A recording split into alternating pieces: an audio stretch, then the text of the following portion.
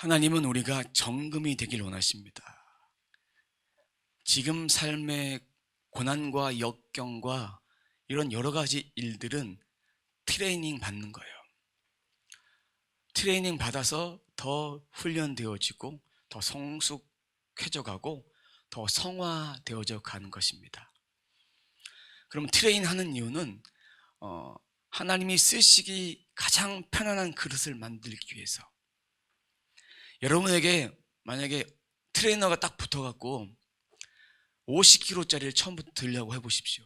들 수 있겠습니까? 한 번은 들 수 있겠죠. 저는 들 수 있어요. 그러다가 골병 날 수도 있겠죠. 마찬가지로 하나님이 처음부터 큰 고난을 주지 않습니다. 큰 훈련하지 않습니다. 각자의 그릇에 맞게끔 훈련을 하십니다. 훈련하시고 훈련하셔서 영적인 근육이 생기고 영적인 면역력이 생기고 차츰차츰 생겨져 나갑니다. 그러다 보면 하나님이 쓰시기 좋은 그릇에서 정금처럼 불에 담가도 찬물에 담가도 어디에 담가도 쓸 수 있는 그릇이 되기 때문에 그릇을 창조하신 것은 천한 그릇, 또 좋은 그릇, 큰 그릇, 금그릇, 은그릇 다 하나님의 뜻대로 만들어지는 것입니다. 우리는 그런 그릇이 돼서 주님 보시기에 좀 부적합하면 주님은 깨버리셔요. 버린다는 얘기가 아니라 다시 만드시는 거예요. 고난을 통해서, 연단을 통해서. 그 과정이 길어서 너무 힘들어하는 분들도 있을 것입니다.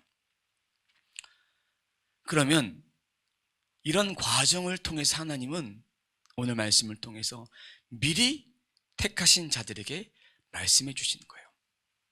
이런 일이 있을 것이니까 너희들이 깨어서 기도하고 시대를 잘 분별해서 미혹되지 말고 살아라. 시대를 잘 분별하며 살아라 라는 메시지를 오늘 말씀해 주십니다. 쓰기 좋은 그릇은 어떤 그릇일까요? 쓰기 좋은 그릇, 보기에 좋은 그릇, 보기에 매콤한 그릇, 이런 그릇이 쓰기 좋은 그릇이 아닙니다. 쓰기 좋은 그릇은 하나님 편에 쓰기 좋은 그릇이에요. 제가 자주 이야기를 합니다. 하나님께서 언제 부르시던 간에 낮에 부르시던 저녁에 부르시던 새벽에 부르시던 언제 부르시던 간에 예, 제가 있습니다. 이렇게 대답할 수 있고 쓰임 받을 수 있고 항상 준비가 되어 있는 그릇이 되었을 때 주님이 너 저쪽에 가라. 가서 네가 한 영혼 살려야겠다 라고 말씀하시면 그렇게 가는 자가 주님 쓰시기 좋은 그릇, 편안한 그릇입니다. 그러면 그렇게 쓰임받는 그릇은 잘나서 똑똑해서 가진 것이 많아서 쓰임받는 것이 아니라 하나님의 말씀에 순종하니까, 준비하니까 쓰기 좋은 그릇이 되는 것입니다. 그러다 보면 하나님의 칭찬도 받습니다. 사람의 칭찬도 받습니다. 그 칭찬이 우리 영혼의 비타민과 같은 그런 촉매제 역할을 해줄 수 있습니다. 그런데 그것을 내가 잘나서 내가 능력이 많아서 내가 이렇게 쓰임받고 있구나, 내가 이렇게 성공했구나 라는 이야기가 들어오기 시작하고 생각이 들어오기 시작한다면 우리는 교만, 우리 마음이 변질됐다 이렇게 얘기할 수밖에 없습니다. 그러니까 교만하지 않도록 늘 매일매일 자신을 버리는 작업들을 해야 합니다. 조심하고 또 조심하고 겸손해야 합니다. 주님은 공생 기간 동안에 이것을 계속해서 버리기 위해서 산에 가서도 기도하시고 순간순간마다 이런 영적인 사역들을 감당하기 위해서 주님의 은혜를 구하고 하늘의 은혜를 구하고 자신이 할 수 없으니까 하나님의 아들이시지만 하나님의 뜻을 이루기 위해서 끊임없이 하나님 앞에 기도하셨다는 것입니다. 곧 하나님 나라 회복을 위해서 이 땅에 오셨고 죽어간 영혼 살리고 그 영혼이 주님 앞에 돌아올 수 있도록 그렇게 하기 위해서 이 땅에 오셨고 지금은 천국의 처소를 예비하기 위해서 하나님 보좌 우편에 계십니다. 우리는 부활과 다시 오심의 중간 시대를 살고 있어요. 부활하셔 올라가셨고 다시 오심 재림의 중간 시대를 살아가고 있으면서 우리가 어떤 말씀을 붙들어야 될까? 오늘 본문의 말씀이 예루살렘 멸망에 대한 말씀이지만 이 말씀이 이것으로 끝내서는 안 된다는 것이죠. 이 시대를 향한 하나님께 주시는 예언의 말씀으로 우리가 받아야 됩니다. 그 말씀은 어느 시대를 꽂아놔도 다 딱딱 맞아떨어지는 그런 말씀입니다. 그러니까 생명이 있는 것이고 소망이 있는 것이고 인간적인 그런 지식에 불과한 말씀이 아닙니다. 읽을 때마다 그 말씀의 의미를 더 깨닫고 더 깨달으며 풍성한 영적인 하나님을 아는 지식이 쌓여지고 또 영적인 내공이 쌓여지고 양식이 쌓여지고 그런 것들이 매해마다 말씀을 볼 때마다 그렇게 채워진다라는 것입니다. 자, 그러기 위해서는 이제 우리가 이 말씀을 잘 받아야 돼요. 이 말씀을 통해서 세상에 승리하는 비밀이 담겨져 있어요. 비밀이 담겨져 있어요. 비밀. 이 말씀을 잠시 전하기 전에 이렇게 말씀대로 사는 사람과 말씀대로 살지 않은 사람의 차이점은 끝이 다른 거예요. 중간도 다르고 시작도 다른데 세상에 많은 부자들이 있습니다. 하나님 없이 살아가는 부자들이 있습니다. 우리는 때로는 불평할 때도 있습니다. 왜요? 저 사람은 예수 안 믿고 그렇게 잘 사는데 저는 왜 고난을 받습니까? 끝이 다른다니까요. 거지 나사로와 부자의 인생을 보십시오. 그의 인생이 천국에 가서도 부자가 아니죠. 하나님의 영원한 양식을 먹고 생명을 살아내는 자는 이 땅에서 누리지 못한 것도 하늘나라에서 분명히 누릴 수 있을 것이고 이 땅에서도 하나님이 주신 만큼 누리고 또 나눌 수 있는 그런 성부의 삶을 살아갈 수 있다. 우리는 항상 거룩한 부자가 되는 거예요. 주신 거 하나님께서 주셨다. 하나님께 주셨으니까 내 것이 아니다. 이것을 인정하는 거예요. 인정하는 거예요. 그러면 영적인 부자가 되기 위해서 하나님 나라 준비하는 자가 되기 위해서 어떻게 해야 되느냐? 오늘 말씀을 잘 받아서 잘 준비하면 돼요. 오늘 말씀은 아까 말씀드렸듯이 예루살렘이 주 70년경에 멸망한 것에 대한 예언의 말씀입니다. 말씀 한 구절 14절 말씀 보도록 하겠습니다. 멸망에 가증한 것이 서지 못할 곳에 선 것을 보거든 읽는 자는 깨달을진저 그때에 유대에 있는 자들은 산으로 도망할지어다. 여기서 보니까 멸망에 가증한 것, 멸망은 파괴하는 거예요. 파멸하는 거예요. 가증한 것은 몹시 미운 거예요. 누구 입장에서 미운 것입니까? 하나님 입장에서 미운 거예요. 그러면 예루살렘 성전, 헤롯 성전이 세워진 배경은 사람들에게 이목받고 사람들에게 잘 보이기 위해서 증축도 하고 더 웅장하게 이렇게 세웠다고 말씀을 드렸어요. 그 성전이 시작도 잘못되었지만 또 로마가 점령한 뒤에도 그곳에 황제를 신으로 모셨다고 말씀을 드렸습니다. 자신을 신으로 섬기지 않으면 다 죽여버리는 거예요. 그러니까 오늘날의 법으로 말하자면 국가보안법? 뭐 이렇게 중국에서 십자가를 띠고 실명은 거느라는 그렇지만 그 상을 딱 붙이길 원하는 거예요. 그런 것처럼 예루살렘 성전에 이걸 꽂는 거예요. 우상을 숭배하는 거예요. 우상의 제물, 하나님이 가증히 여기시는 제물을 가지고 제사를 지내는 거예요. 그것이 멸망에 가증한 것이 서지 못할 곳, 예루살렘 성전에 그것이 서지 못할 것이 선 것을 볼 때에, 그러니까 결국 예루살렘이 로마이엔에서 점령당했을 때, 그때에 이 말씀을 읽는 자는 깨닫고 도망해라. 어디로 도망하라? 산으로 도망하라 라고 말하는 거예요. 그러면 멸망에 가증한 것은 오늘 본문에도 나오지만 적그리스도를 상징합니다. 다른 신이에요. 다른 신. 하나님 외에, 예수 그리스도 외에 다른 신. 예수님이 부활 승천하신 뒤에 적그리스도가 출현하죠. 신이 되니까. 오늘날에도 많은 신들이 있습니다. 자칭 하나님, 자칭 예수님, 자칭 성령, 보혜사, 이런 자들이 전 세계를 걸치면 몇천 명 될 거예요. 그 정도로 그렇게 우리를 미혹하는 자들이 많습니다. 오늘 본문에서는 멸망에 가증한 그 적그리스도가 또 거짓 사도들이 나타날 때 어떻게 해야 되는지에 대한 교훈을 말해주고 있습니다. 자, 그러면 성전에 어떠한 가증한 것도 들어갈 수 없어요. 성전에. 이 얘기는 우리가 쉽게 풀이할 수 있는 적용으로 말한다면, 우리가 드리는 예배 가운데에 어떤 것도 희석될 수 없다. 예배의 주인은 하나님이시다. 하나님 외에 다른 것을 예배할 수 없고, 예배에는 사람이 중심이 아니다. 하나님만 높이는 것이다.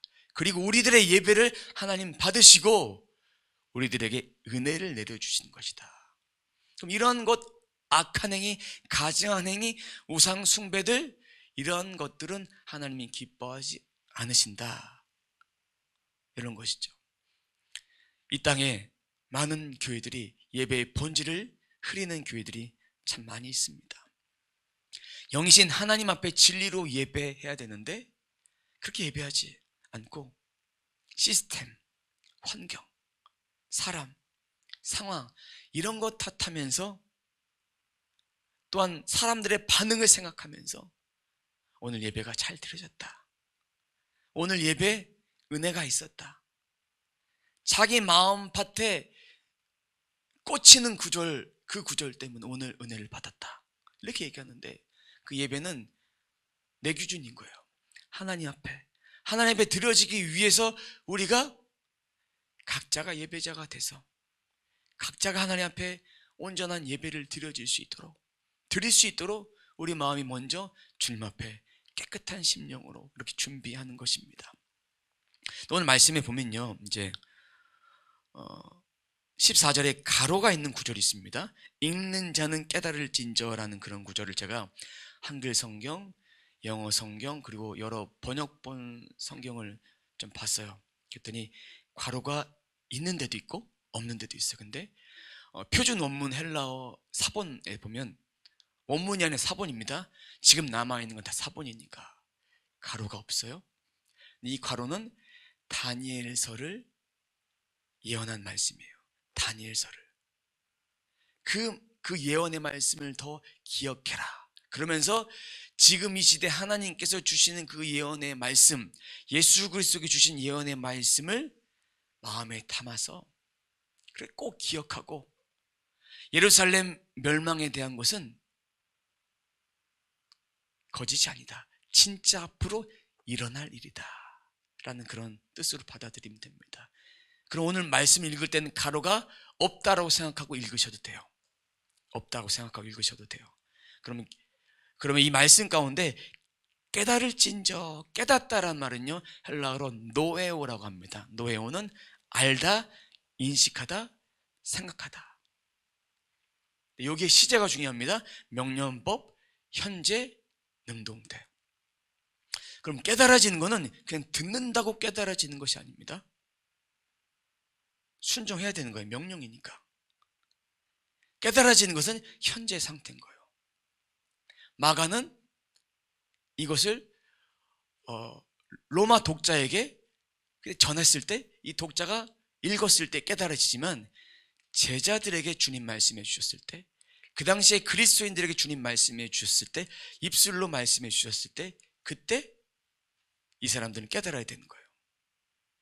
그리고 반응하는 것은 능동태로, 이 말씀을 통해서 그 말씀을 반응하면서 적극적인 반응으로 살아내야 한다라는 것입니다. 깨닫다라는 그런 의미가. 종합해보면 전인격적으로 반응해야 된다. 구원도 전인격적으로 반응해야 된다.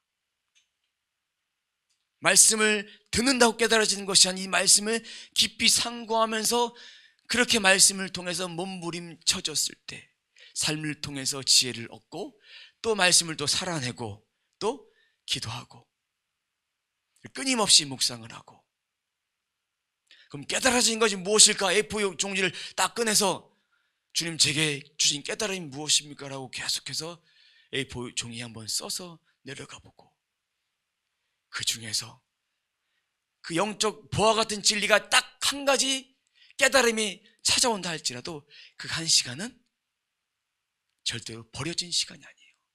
능동태로 명령법으로 현재형으로 받아들이는 깨달음을 반응하는 시간이기 때문에, 명령이기 때문에 반드시 순종해야 합니다. 그리고 말씀을 듣는 자가 반드시 해야 될 몫이에요. 그럼 어디로 가야 됩니까? 산으로 가야 된다.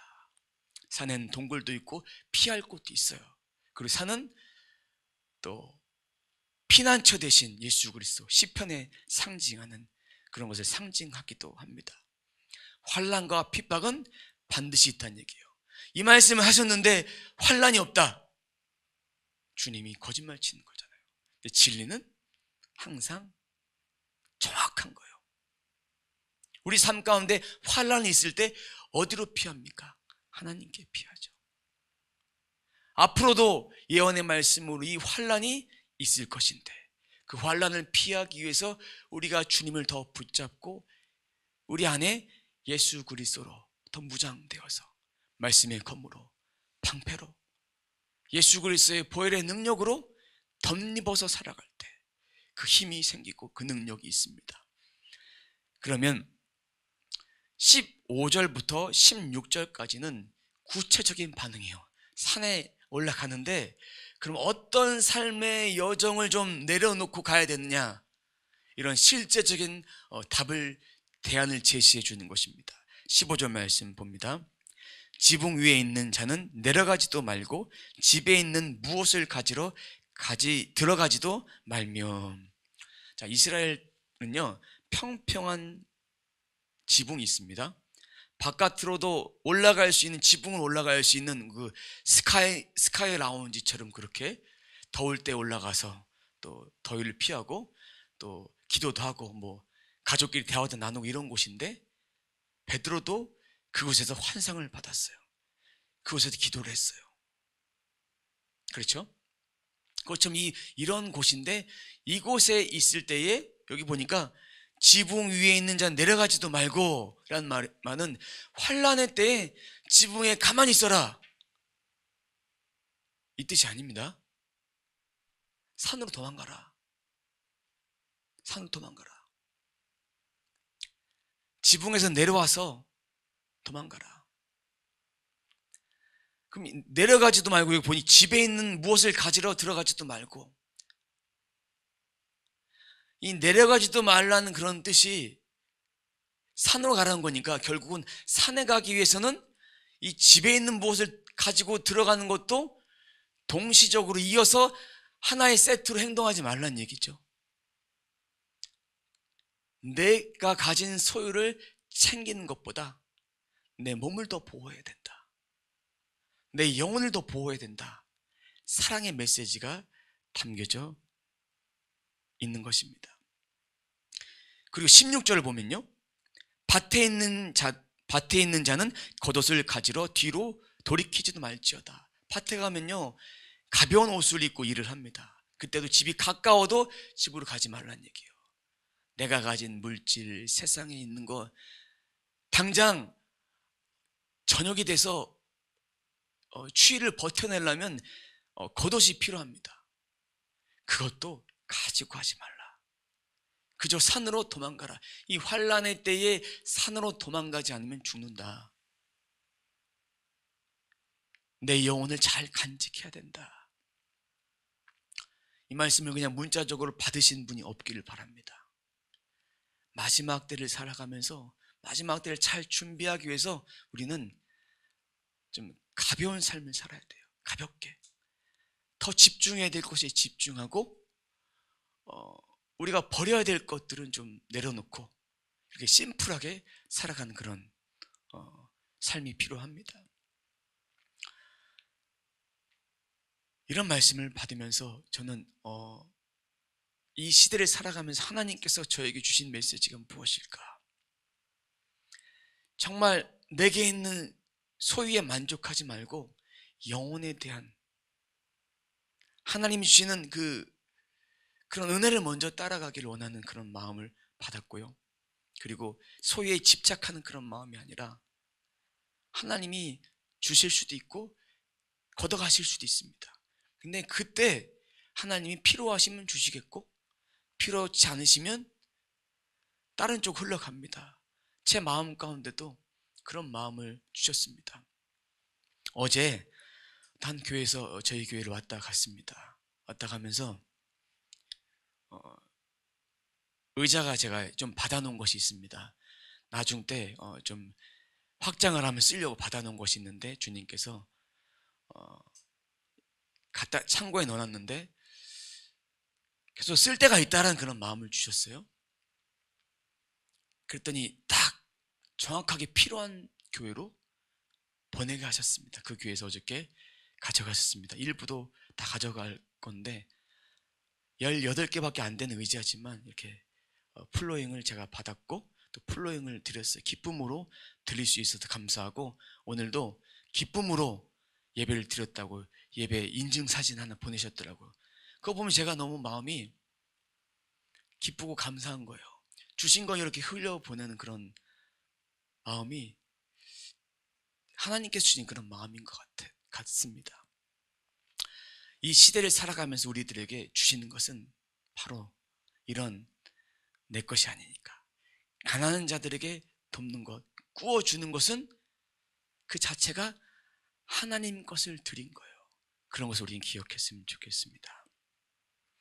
자, 그리고 그 말씀 이어서 보겠습니다. 17절 그날에는 아이 벤 자들과 젖먹이는 자들에게 화가 있으리로다. 임신하지 말고 아기가 죄다라는 그런 말씀이 아니죠. 주님이 혼자의 몸으로도 피하기 어려운데 아이가 있고 임신했으면 얼마나 피하기 힘들겠냐. 화가 아이라고 임신한 자라고 면해지는 것이 아닙니다. 다 죽을 수도 있어요. 그 당시는 너무나 먹을 것이 없어서 기록에 보니까 내 자식도 먹어버려요. 오죽 먹을 게 없으니까 내 자식을 양식으로 먹습니다. 그런 세상이 되어집니다. 지금도 중국에 그런 일이 벌어지고 있고 그렇게 너무나 먹을 것이 없어 기근에 있는 상황, 기근이 있어서 고통당하는 그런 환난의 때에 대한 징조죠. 18절입니다. 이 일이 겨울에 일어나지 않도록 기도하라. 저 이 말씀을 구절을 보면서 이해가 안 됐어요. 겨울이니까 추워서 주님 그러시나? 옛날에 그렇게 생각했어요. 추워서 그런가? 팔레스타인 지방은 겨울에 비가 옵니다. 비가 오니까 이동하기도 힘들고 강도 범람하고 또 호수도 넘치고 그러니까 어찌 할 바를 할 수가 없는 거예요. 그러니까 겨울이 되지 않기 위해서 기도하라는 주님의 말씀이 철저한 주님의 배려에 대한 말씀이죠. 그리고 영적으로도 우리가 깨어있을 때 주님 오셔야 되는 거예요. 깨어있지 않으면 당할 수밖에 없으니까. 겨울은 우리나라의 겨울이나 우리나라에 비가 왔을 때 생각해 보세요. 차로도 갈 수도 없고 집이 떠내려가고 사람이 죽고 이런 일 비일비재하지 않습니까? 토사가 내려와서 죽고 펜션에 놀러 갔다가 고3 학생이 시험 보고 좀 즐기자 했는데 죽어버렸잖아요. 그런 일들이 벌어집니다. 유대인들에게 겨울에 일어나지 않도록 기도하라는 말씀은 우리가 이 말씀을 어떻게 받아야 될까? 깨어서 더 기도하고 주님의 때를 더 준비해서 봄을 맞이해야 되지 않겠습니까? 새싹이 타오르는 그런 봄에 맞이해서 그때를 준비해야지, 겨울처럼 그렇게 암울하게 그런 준비한 인생이 되어서는 안 된다는 것이죠. 이 말씀을 종합해 보면 반드시 환난은 있다. 환난이 있었습니다. 그리고 우리들에게 앞으로 일어날 환난 있다는 겁니까? 없다는 겁니까? 있다는 것입니다. 근데 그 환난의 때에 감할 수도 있습니다. 환난의 때를 감할 수 있습니다. 그 이유는 택하신 자들 때문에 그런 거예요. 하나님의 선하신 백성들 때문에, 그리고 기도하는 우리들이 있기 때문에, 하나님 앞에 살아가는 예배하는 우리들이 있기 때문에 더 감해질 수도 있다는 얘기예요. 우리는 그리스도의 방주 안에 있기 때문에 안전합니다. 그런데 우리 인생이 하나님 안에 깨어있지 못하면 언제 우리의 영혼이 삼킴당할지 모릅니다. 예수를 믿어도 마귀에게 시험 받을 수 있습니다. 마귀의 유혹을 넘지 못할 때도 있습니다. 그러니까 깨어있으란 얘기예요. 그러니까 주님 말씀을 붙들고 주님 안에 살아가야 한다는 얘기죠. 환경 때문에, 상황 때문에 주님 놓지 말아야 된다는 얘기입니다. 무시로 기도하고 깨어있고 미혹되지 말고 삶을 통해서 늘 선포하십시오. 내가 만약에 무기력증으로 나를 뭐 이렇게 막 흔들려고 할 때 예수의 이름을 선포하십시오. 예수의 이름으로. 제가 그랬죠. 이런 현상들이 벌어지면 개인적인 축사를 분명히 하라고 말씀을 드렸습니다. 개인적인 축사해야 됩니다. 우리 개인적으로 축사할 수 있는 가장 간단한 방법이 있습니다. 예수님의 보혈을 항상 선포하시면서, 저도 예전에 이런 걸 믿지 않았습니다. 근데 보혈의 능력이 내 안에 있는 건 사실이고, 그러면 내 영혼에만 있는 것이 아니라 내 몸 안에도 보혈의 능력이 있고 내 육체에도 있는 거예요. 그것을 믿고 믿음대로 한번 실천해 보시라고 제가 권면을 드립니다. 내 손에 보혈의 능력이 있어요. 그 원천은 예수 그리스도니까. 내 모난 부분들, 또 내 생각들, 이런 생각들, 이런 육체, 이렇게 이런 것들이 내게 떠오를 때 예수의 이름으로 선포하시면서 그런 부분들을 손으로 이렇게 터치를 하십시오. 해보십시오. 예수의 이름으로 태워질지어다. 예수의 이름으로, 예수의 보혈로 덮어질지어다. 치유될지어다. 이러면서 이런 부위들을, 이건 남이 해줄 수 없는 거예요. 뭐 제가 해드릴 수 없잖아요. 그죠? 이렇게 몸의 부위를 이렇게 하시면서 개인적인 축사를 꼭 하십시오. 매일 해보십시오. 놀라운 변화들이 여러분의 삶 가운데 일어날 것입니다. 그런데 여기 이 타이밍에 거짓 선지자들, 거짓 선지자들 여기 나타납니다. 거짓 메시아, 이런 사람 나타납니다. 이런 자들 깨어서 더 잘 분별해야 됩니다. 왜 분별해야 되느냐?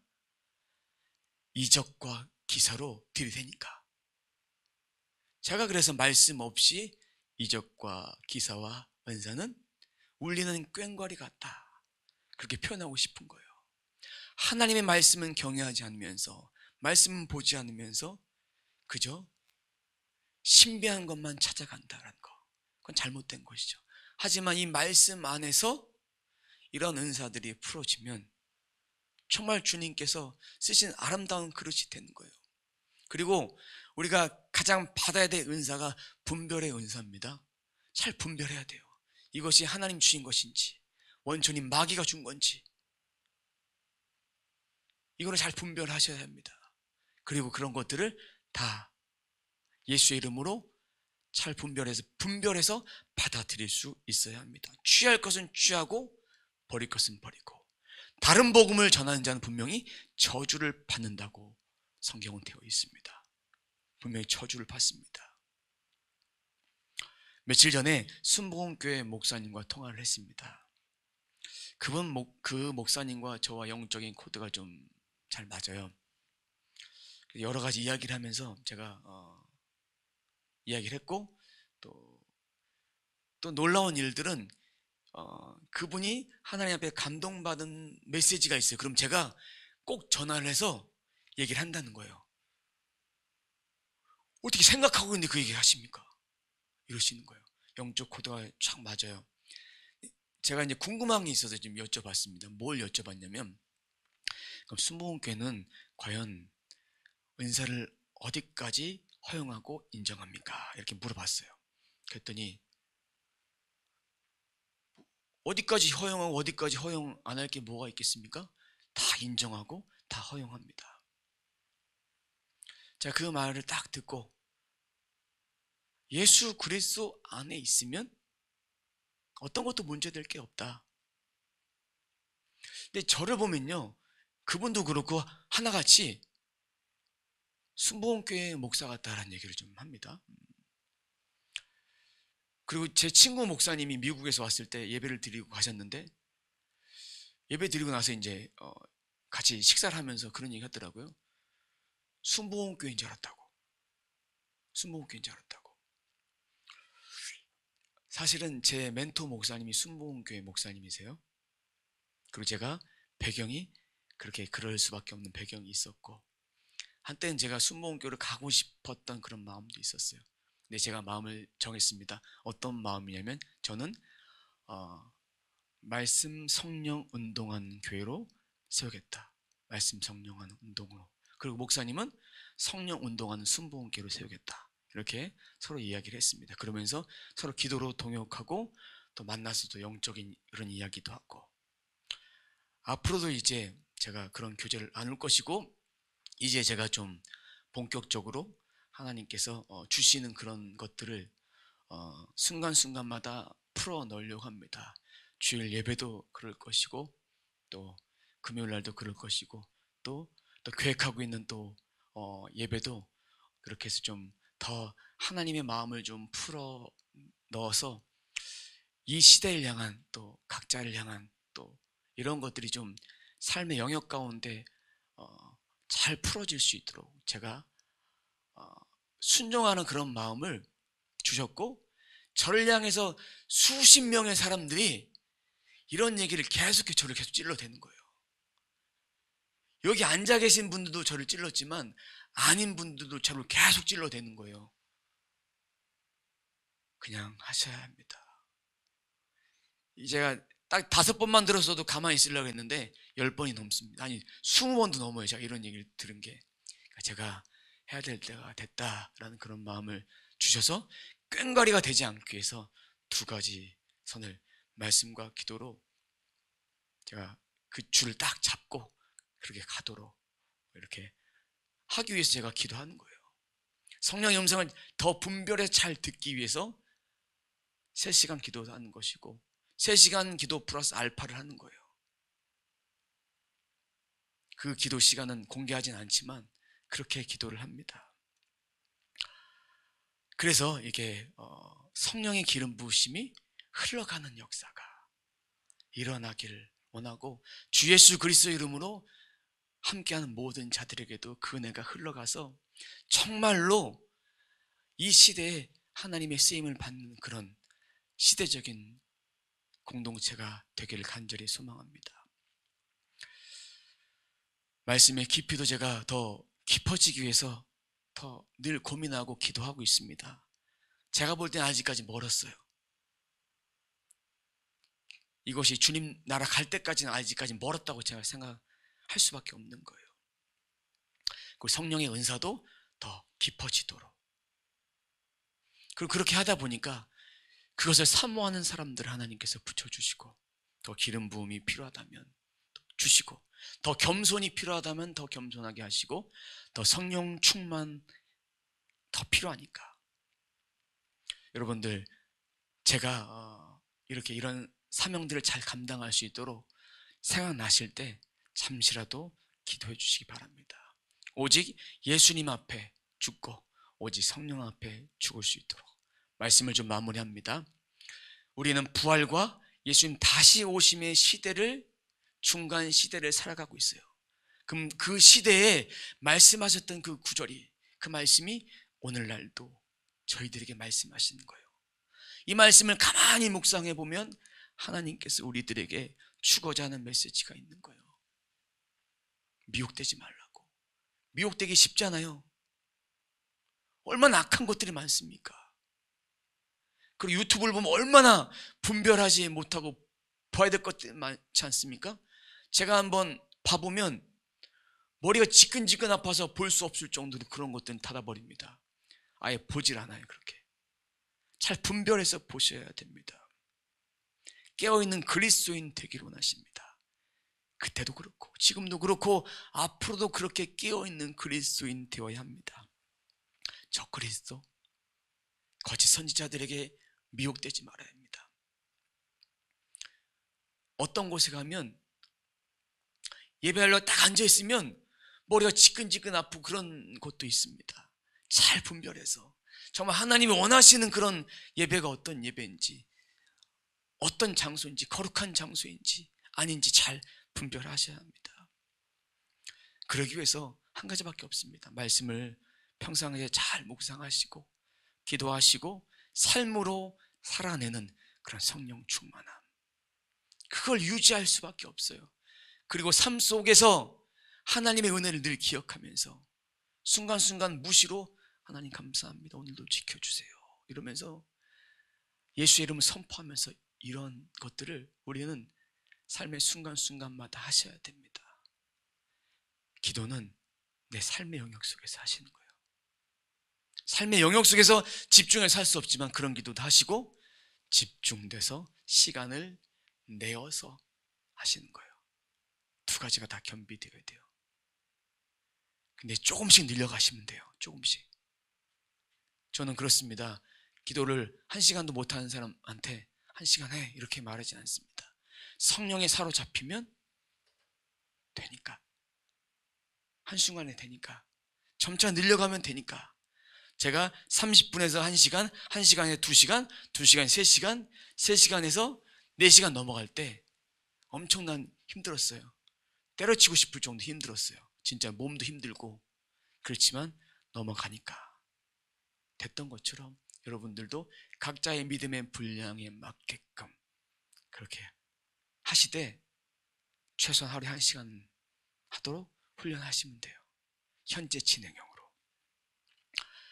이제 시대를 잘 분별해서 미혹당하지 않고 정말 하나님이 원하시는 것이 무엇인지, 이 시대를 어떻게 살아가야 될지를 잘 분별해서 이 말씀을 잘 담고 이번 한 주도 미혹당하지 않고, 우리 인생 가운데 미혹이 아니라 시대를 잘 분별해서 하나님의 선하신 뜻이 무엇인지 잘 분별하며 살아가는 저와 여러분의 삶이 되시길 주님의 이름으로 축원합니다.